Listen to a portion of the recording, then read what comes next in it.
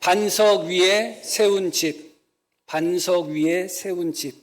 오늘이 산상설교의 마지막 시간입니다. 결론적인 말씀이라고 할 수도 있겠죠. 또 지난주에 이어지는 말씀입니다. 21절 말씀을 한번 보겠습니다. 나더러 주여 주여 하는 자마다 다 천국에 들어갈 것이 아니요 다만 하늘에 계신 내 아버지의 뜻대로 행하는 자라야 들어갈 것이다. 주여 주여, 입술로만 주여 주여 한다고 해서 구원 얻을 수는 없다. 하늘에 계신 아버지의 뜻대로 행하는 자라야 구원을 얻을 수 있다. 입술로만 주여 주여 하는 자는 주님 앞에 설 수 없다는 것이죠. 오직 행함으로써 하나님의 뜻대로 순종함으로 말미암아 하나님의 나라에 들어갈 수 있다. 그렇게 말씀하고 있습니다. 24절 말씀을 보겠습니다.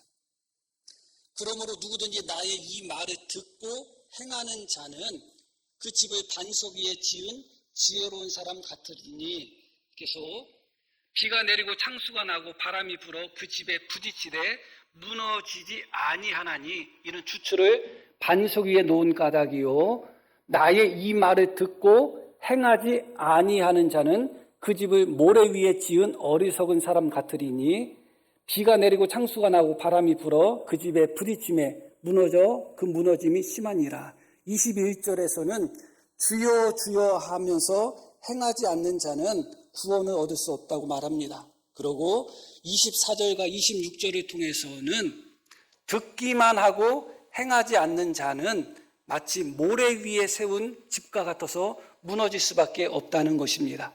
그러면 두 가지죠. 결국은 두 가지지만 하나입니다.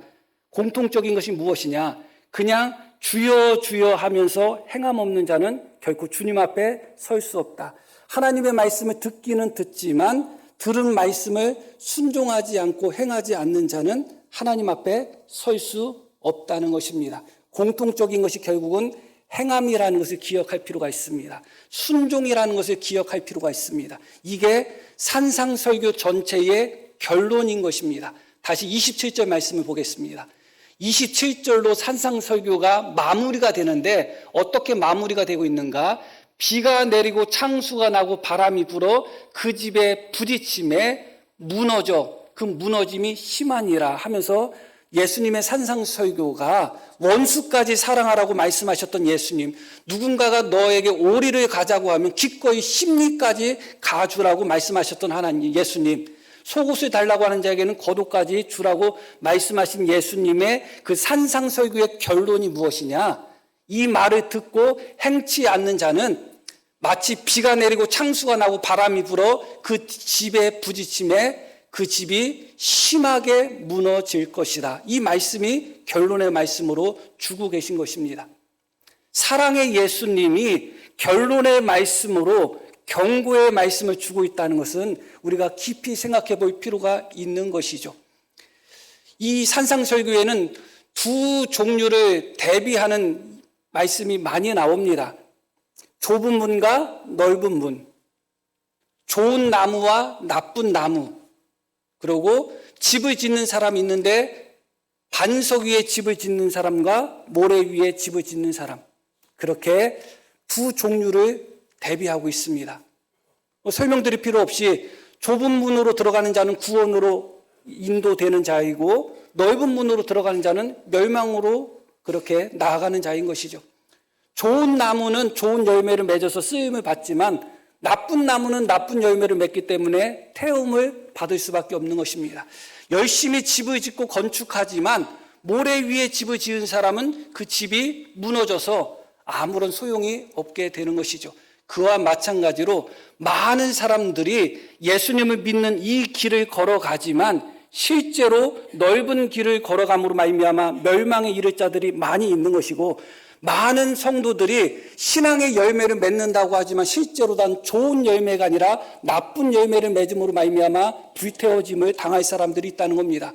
많은 예수님을 믿는 사람들이 예수님을 믿는다고 하면서 그의 믿음의 집을 건축하지만 어떤 믿음의 집은 끝까지 견디지만 어떤 믿음의 집은 무너짐으로 말미암아 멸망할 거라고 말씀하고 있는 것이죠. 그렇기 때문에 이 예수님의 말씀은 우리에게 너무나 무서운 경고의 말씀이라고 할 수가 있습니다. 오늘 말씀 속에서는 이 반석 위에 지은 집과 모래 위에 지은 집에 대하여 우리가 결론적인 말씀으로 배우려고 하는 것입니다. 24절 말씀을 한번 보겠습니다. 그러므로 누구든지 나의 이 말을 듣고 행하는 자는 그 집을 반석 위에 지은 지혜로운 사람과 같다. 이렇게 말씀합니다. 어떤 이는 반석 위에 집을 짓습니다. 그리고 25절 말씀 보겠습니다. 26절. 나의 이 말을 듣고 행하지 아니하는 자는 그 집을 모래 위에 지은 어리석은 사람과 같다. 예수님의 말씀을 듣고 순종하는 자는 반석 위에 집을 지은 사람과 같다. 예수님의 말씀을 듣고 순종하지 않는 자, 행하지 않는 자는 모래 위에 지은 집과 같다. 그렇게 말씀합니다. 집 자체는 모래 위에 지은 집이나 반석 위에 지은 집이나 집 자체는 차이가 없습니다. 집만 보고서는 이 집이 무너질 집인지 무너지지 않을 집인지 거기서는 차이점을 발견할 수 없습니다. 마치 양의 옷을 입고 이리가 양의 옷을 입고 양들 가운데 오는 것처럼 양의 탈을 쓰고 양의 옷을 입었기 때문에 겉으로 보기에는 양인지 일인지 표시가 나지 않듯이 모래 위에 지은 집도 집만 놓고 보면 반석 위에 지은 집과 차이점이 없는 것입니다. 그렇기 때문에 안전하다, 괜찮다, 평안하다 할 수가 있는 것이죠. 그렇게 안전하다, 괜찮다, 평안하다 했다 할지라도 결국은 모래 위에 지은 집은 무너질 수밖에 없는 것이죠. 어느 때 무너지는가? 27절 말씀 보면 비가 내리고 창수가 나고 바람이 불어 이렇게 말씀이 나옵니다. 아마 마지막 심판의 무서움을 이야기할 것입니다. 마지막 심판은 피할 수 없는 무서운 심판을 이야기하고 있는데 모래 위에 지은 집은 비가 내리고 창수가 나고 바람이 불 때 그 집에 부딪혀서 심하게 무너질 수밖에 없다는 겁니다. 평상시에는 괜찮습니다. 평상시에는 정상적인 것 같고 평상시에는 안전한 것처럼 보이는데 마지막 심판의 때에 마치 비가 내리고 창수가 나고 바람이 부는 것 같은 그런 무서운 심판의 때에는 여지없이 무너질 수밖에 없다는 겁니다. 그런데 심판의 때까지 가는 경우는 그래도 잘 갔다고 표현해야 될까요? 어떤 이는 심판의 때까지 가기 전에 예수님 앞에 서기 전에 이미 바람에 무너지고 이미 비에 무너지고 이미 창수에 미리 무너지는 사람도 얼마든지 있겠죠. 그것이 바로 모래 위에 세운 집의 허무한 것입니다. 눈으로 보기에는 완벽해 보이고 눈으로 보기에는 안전해 보이지만 바람이 불 때, 비가 내릴 때, 창수가 날 때 그 집이 어디에 지어졌는가가 드러나는 것입니다. 그렇다면 다시 말씀드려서 모래 위에 지은 집은 한마디로 주님의 말씀을 듣기만 하고 행하지 않는 자가 결국은 모래 위에 지은 집이라는 겁니다. 주님의 말씀을 듣고 행하는 자는 반석 위에 지은 집입니다. 똑같이 바람이 불고 똑같이 비가 내리고 똑같이 창수가 난다 할지라도 그 집은 무너지지 않는다고 말씀하는 것이죠. 비는 위에서 내리는 것입니다. 바람은 옆에서 불겠죠. 그리고 창수는 홍수라고 생각하시면 될 것입니다. 밑에서 일어나는 것입니다. 피할 곳이 없다는 것입니다. 위에서 비가 내리고 옆에서 바람이 불고 밑에서 창수가 일어날 때 반석 위에 지은 집은 든든히 서 있지만 모래 위에 지은 집은 여지없이 무너진다는 겁니다. 하나님의 마지막 심판에서 피할 수 있는 사람은 아무도 없다는 것입니다. 이것이 우리를 두렵게 만드는 것이죠. 그런데 여기서 우리가 첫 번째로 생각할 것은 무엇이냐? 예수님은 이 말씀을 통하여 행함을 강조하고 계시죠. 말씀을 듣고 순종하지 않는 자, 행하지 않는 자, 말씀을 듣고 행하는 자, 그 차이점을 말씀하고 있습니다. 그러면 비유를 하실 때 무엇에 초점이 맞춰져야 될까요? 기초에 초점이 맞춰져야 될까요? 아니면 집에 초점이 맞춰져야 될까요? 집에 초점이 맞춰져야 되겠죠. 행함을 강조하시니까. 그렇지 않겠어요? 나의 이 말을 듣고 행하는 자는 집을 엉망으로 지은 사람과 같다 하면서 집을 짓는 것에 초점이 맞춰져야 될 거예요. 그리고 나의 이 말을 듣고 행하는 자는 집을 튼튼히 짓는 사람과 같다 하면서 집을 짓는 것에 초점이 맞춰져야 되는데 오히려 행함을 강조하시면서 예수님은 그 기초를 강조하고 계신다는 것이 좀 이해가 안 가죠. 행함을 강조한다면 집을 짓는 행위에 중심을 두셔야 되는데 오히려 반석이냐 모래냐 그 기초에 주님은 관심을 갖고 계시는 거예요. 그래서 어떤 이는 이렇게 해석하고 어떤 이는 저렇게 해석할 수 있는 여지가 그 부분에서 나오는 것입니다. 그러나 이렇게 해석하고 저렇게 해석할 여지가 없습니다.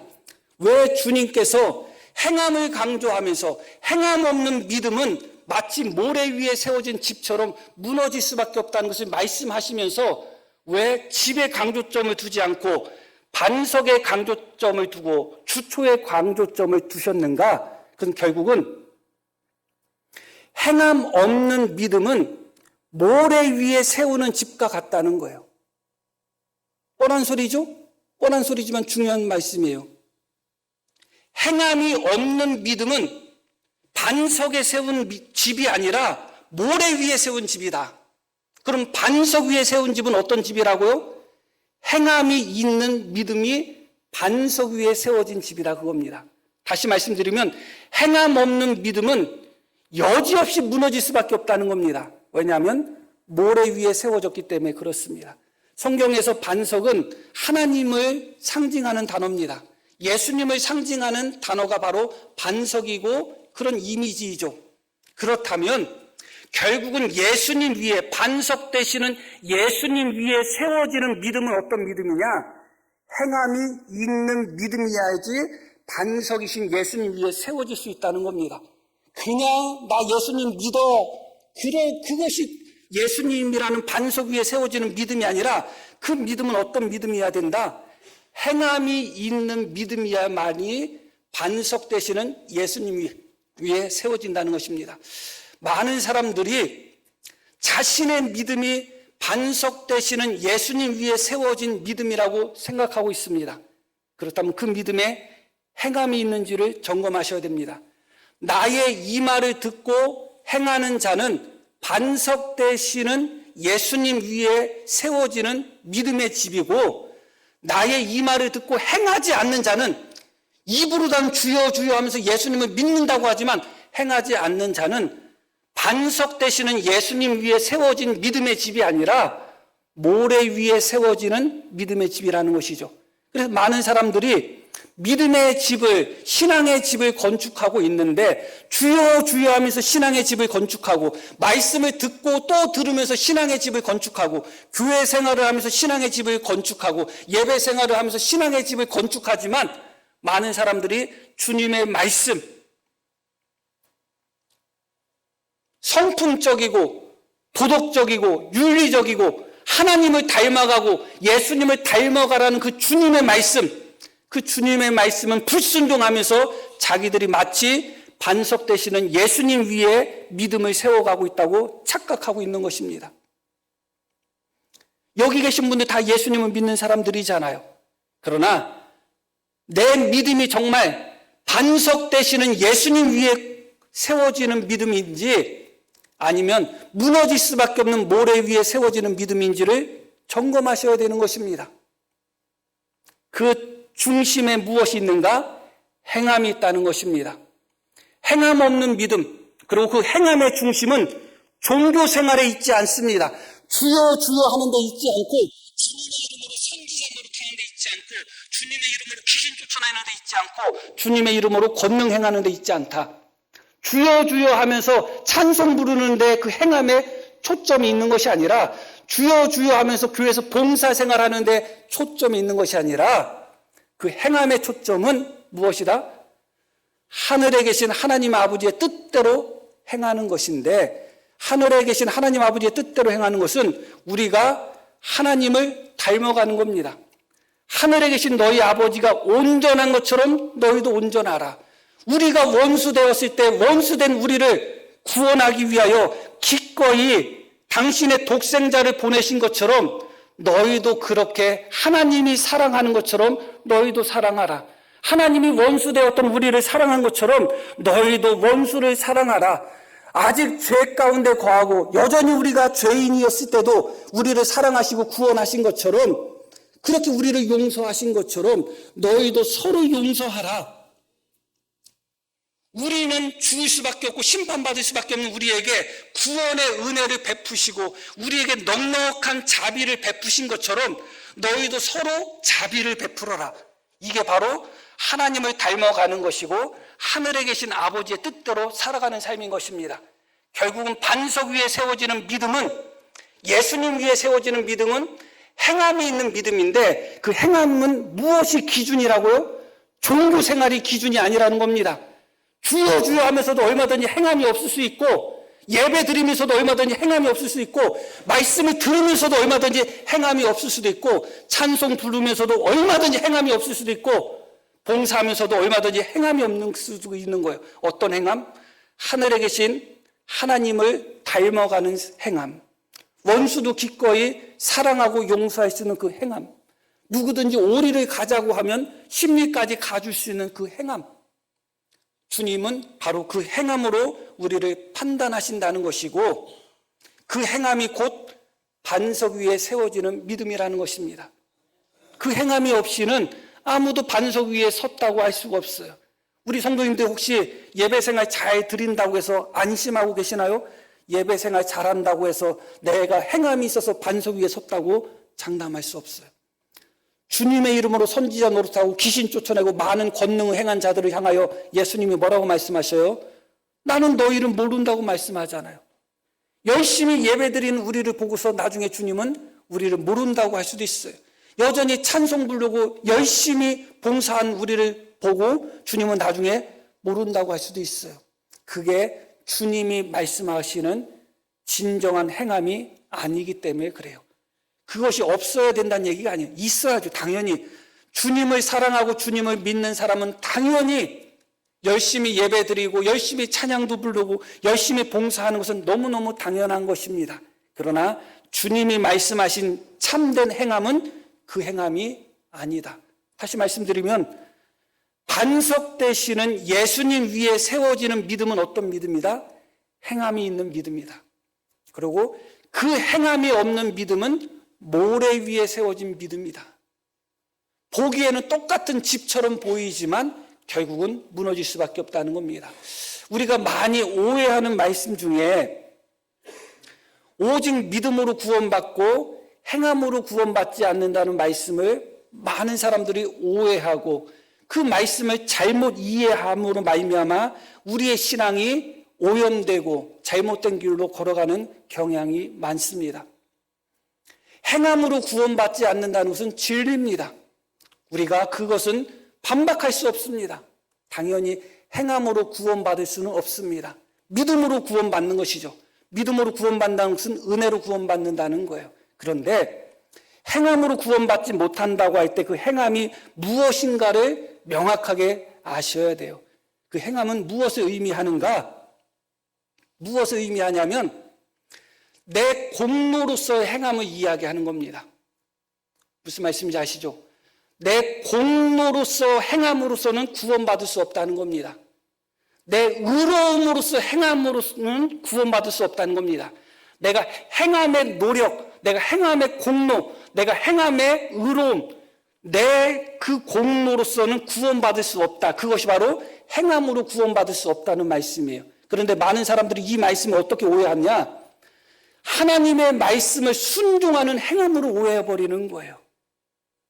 하나님의 말씀을 순종하는 행함과 그 행함을 내 공로로 삼아서 그 공로로 구원받는다는 것은 다른 이야기예요. 성경은 어디든지 우리의 믿음을 행함이 없는 믿음으로 이야기하는 장면은 없어요. 어디든지 구원 얻는 믿음은 어떤 믿음이냐? 행함이 동반되는 믿음이에요.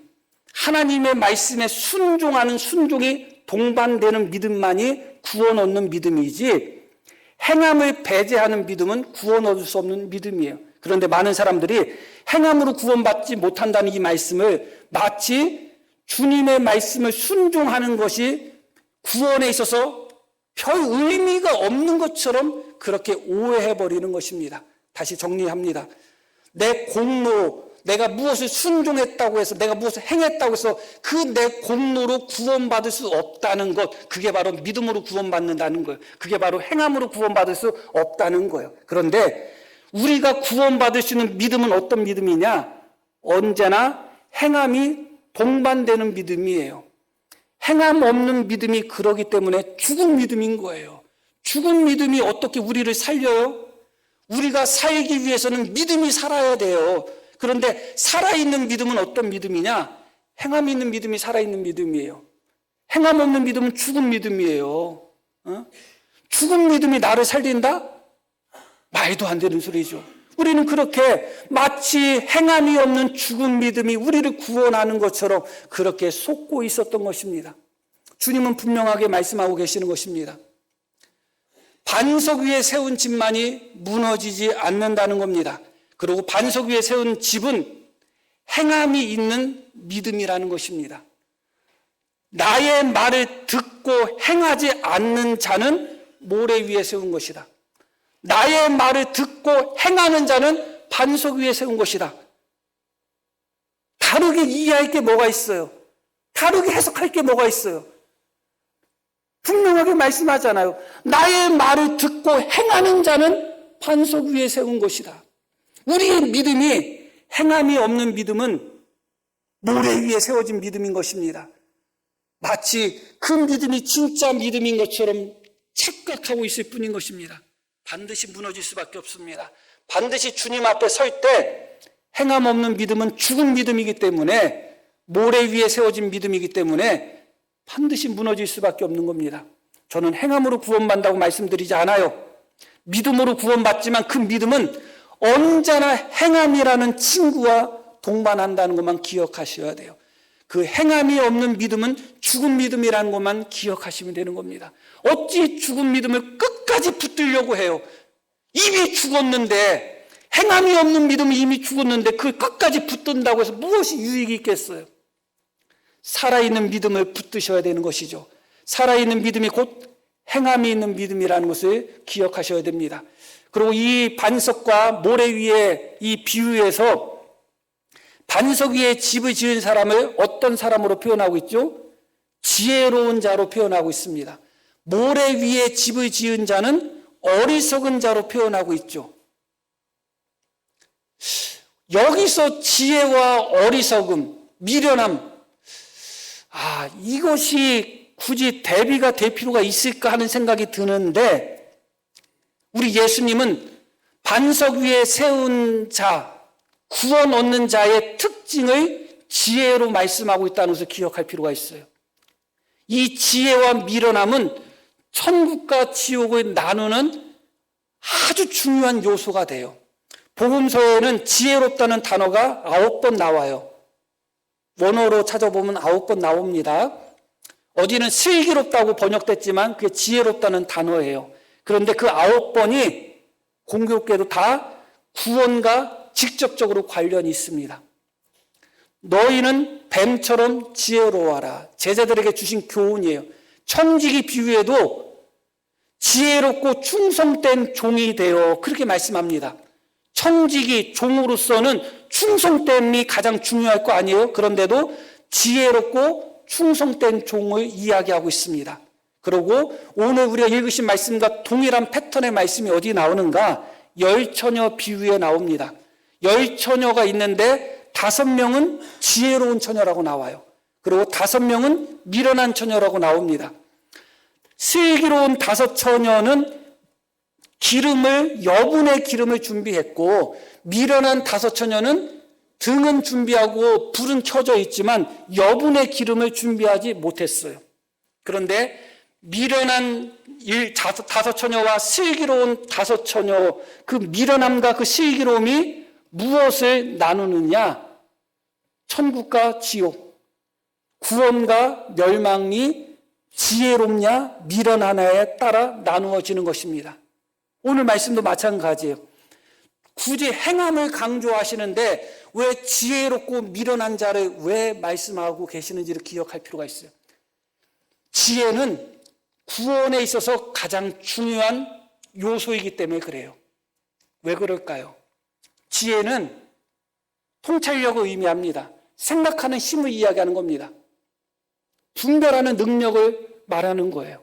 그런데 구원에 있어서 한결같이 구원 얻은 사람의 특징이 지혜에 있다는 것은 예수님을 그냥 되는 대로 믿으면 되는 게 아니라는 말씀이에요.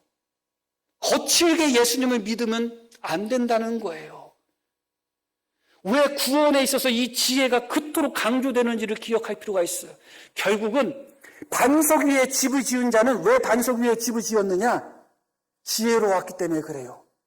모래 위에 집을 지은 자는 결국 왜 모래 위에 집을 졌냐? 미련해서 그래요. 그런데 그 지혜와 그 미련이 결국은 반석 위에 집을 짓고 모래 위에 집을 짓음으로 말미암아 하나는 구원을 얻고 하나는 멸망을 당하는 거예요. 지혜로운 다섯 처녀는 왜 기름을 준비했느냐? 지혜로워서 그래요. 미련한 다섯 처녀는 왜 준비하지 않았느냐? 미련해서 그래요. 그런데 그 지혜로 말미암아 준비한 기름으로 말미암아 다섯 처녀는 구원을 얻고 미련함으로 말미암아 준비하지 않은 다섯 처녀는 멸망당했습니다. 지혜가 구원에 있어서 절대적인 역할을 하고 있다는 것을 기억할 필요가 있어요. 그 지혜가 무엇이라고요? 생각하는 거, 통찰하는 거, 분별하는 거. 미련은 뭐예요? 생각이 없는 거예요. 분별하지 않는 거예요. 예수님을 믿을 때 내가 지금 좁은 길을 걸어가고 있는지 넓은 길을 걸어가고 있는지 생각하는 사람은 지혜로운 사람이에요. 그리고 내가 걸어가는 길이 좁은 길인지 넓은 길인지 분별할 수 있는 사람은 지혜로운 사람이에요. 그러나 아무 생각 없이 그냥 가면 되지 뭐. 이 사람은 미련한 사람이에요. 아무 생각 없이 걸어가다 보니까 결국은 내가 넓은 길을 걸어왔네. 한 번만이라도 생각하고 한 번만이라도 분별했다면 그의 지혜로움이 다시 한 번 나타났다면 내가 지금 미련한 자로서 내가 지금 넓은 길을 걸어가고 있구나. 내가 넓은 문으로 가고 있구나를 분별만 했어도 넓은 길로 가지 않겠어요? 생각하셔야 되는 거예요. 내가 지금 정상적으로 예수님을 믿고 있는지, 구원 얻을 수 있는 그런 믿음을 갖고 예수님을 믿고 있는지 생각하시고 통찰하시고 분별하셔야 되는 거예요. 그냥 다니다 보면 구원 받겠지, 그냥 다니다 보면 구원 받겠지 생각하는 사람이 바로 미련한 사람인 것입니다. 무엇이 거짓 선지자인지 무엇이 참 선지자인지 생각하셔야죠. 분별하셔야죠.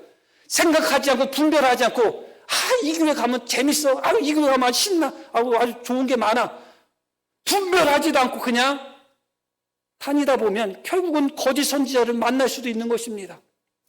그게 미련함의 특징인 거예요.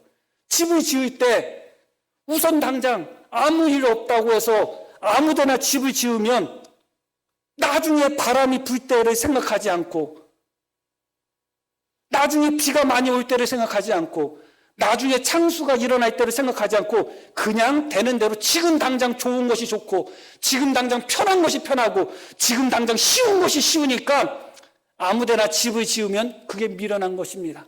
그러나 지혜로운 사람은 생각하는 거죠. 나중에 생각하는 겁니다. 주님 앞에 설 때를 생각하는 겁니다. 지혜로운 다섯 처녀는 혹시 신랑이 늦게 오면 어떻게 하지? 늦게 오면 기름이 부족할 텐데 미래를 생각한 겁니다. 준비했죠. 근데 많은 성도들이 주님 앞에 서는 그 순간에 준비하지 않아요.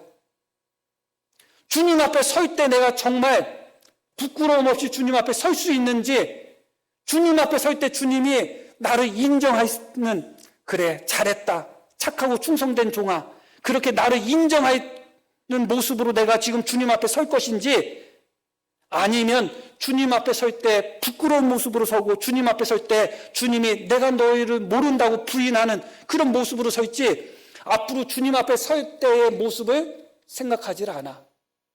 마치 비가 올 것을 생각하지 않고 바람 불 것을 생각하지 않고 신랑이 늦게 올 것을 생각하지 않고 우선 당장 괜찮으니까 그렇게 생각 없이 예수님을 믿는 거예요.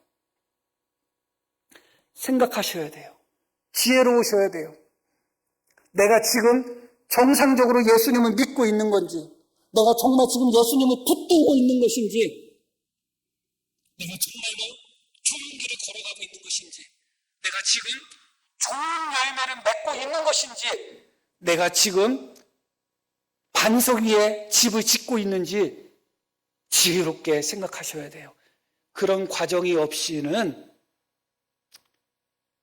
나도 모르게 미련한 자로서 그렇게 주님 앞에 설 수밖에 없다는 것만 깊이 기억하시면 되겠습니다. 신앙이라는 것은 좀 쉬워 보입니다. 왜 구원의 문이 좁은 문이고 좁은 길인지를 다시 한번 기억하셔야 됩니다. 찾는 자가 많고 넓은 길입니다. 그 길이 찾는 자가 많지 않고 그 길이 험하고 협착한 길은 구원의 길인데 그 길이 좁은 길인 것입니다. 그 길을 걸어가는 자는 지혜가 중요한 것입니다. 내가 지금 주님의 뜻대로 살아가고 있는지를 분별하는 것. 내가 말씀 위에 제대로 서 있는가 분별하는 것. 내가 천국문의 하나에 제대로 걸어가고 있는가 분별하는 것. 그 지혜가 필요한 것입니다. 하나님 우리에게 구원의 지혜를 주시기를 원합니다. 그래서 예수님을 거치게 믿지 마시고 그냥 믿다 보면 되겠지 그런 생각 갖지 마시고 우리를 구원하는 믿음은 반석 위에 세워진 행함이 동반되는 믿음이라는 것을 잊지 마셔야 됩니다. 행함이 실종된 믿음은 모래 위에 세운 믿음이라는 것을 깊이 기억하며 내가 지금 좁은 길을 걸어가고 있는지 반석 위에 세우고 있는지 좋은 열매를 맺고 있는지 항상 지혜로서 분별하고 지혜로서 통찰하고 지혜로서 생각함으로 말미암아 구원의 길을 똑바로 걸어 나갈 수 있는 우리 모두가 되기를 다시 한번 소망합니다. 자, 우리 들으신 말씀 기억하시면서 함께 기도하시겠습니다.